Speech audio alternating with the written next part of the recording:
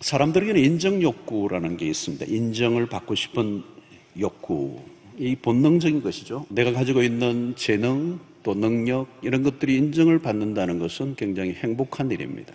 인정을 받을 때 우리는 자존감이 살아납니다. 이것은 자연스러운 것입니다. 자, 그러나 이 인정 욕구라고 하는 것이 잘못되면 우리의 삶에 굉장히 노예적 삶을 살게 됩니다. 내가 살아야 될 본래의 삶을 살지 못하고 누군가에게 인정에 귀속되는 거죠. 자, 오늘 1편의 시편 1편에서 나오는 악인의 모습이 우리가 뭐로 계속 보았습니까? 악인의 모습은 악인의 모습을 가장 잘 표현하는 것이 바람에 나는 겨와 같도다 그랬습니다.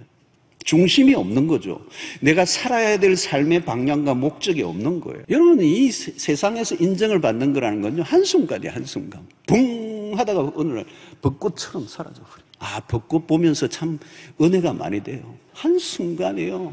자, 여러분, 그러므로 오늘 하나님이 인정하시는 삶은 어떤 것이냐? 그 삶의 기준이 하나님이라는 것입니다.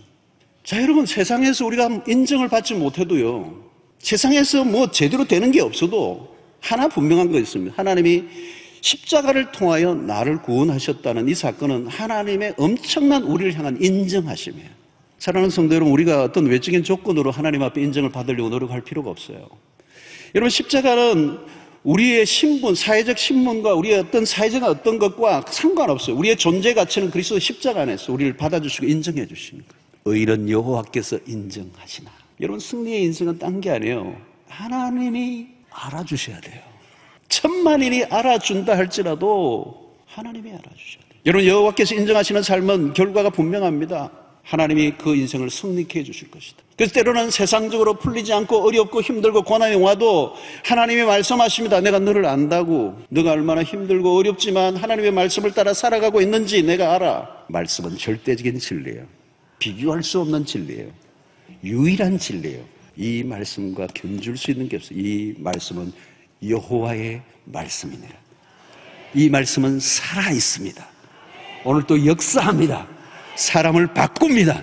인생에 힘이 나게 합니다. 소망이 넘치게 합니다.